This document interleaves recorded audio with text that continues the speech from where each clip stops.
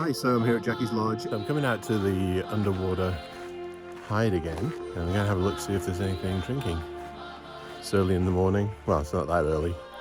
About 5 to 8. I see the critters here, so let's go and explore. So you have to bend down low to go in here. Mind your head. And there's nobody here, so that's cool. I'm just checking out the animals. Just looking at a bird, stork of some kind. Fishing, trying to fish. Got my SONY A7 IV and a 100 to 400 GM OSS Lens and a Rode mic just to capture some audio when I'm videoing. You never know what you're going to hear. And just waiting to see what comes along next. There's the hide in the water. That's where the elephants came down to drink. And I was right there. And they were drinking on the bank just in front of me by this bush in the foreground. And then they walked around the back of the hide and came up on that far bank. So they're literally feet away. It's quite incredible.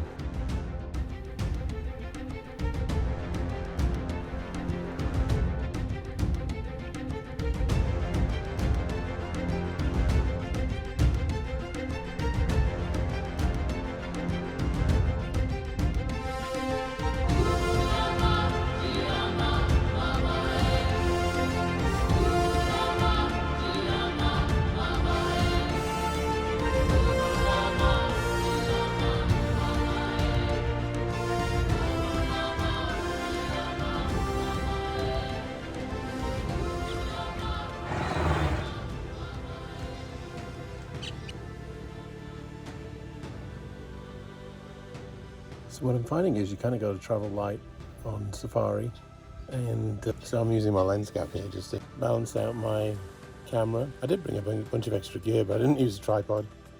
I did use a monopod, and in the truck and out, you're mainly handheld, so optical steady shot on this lens is very helpful, and you can also set it for panning. Here, number 2, you're going to be doing a lot of panning shots, which I found mostly that's what I was doing for video.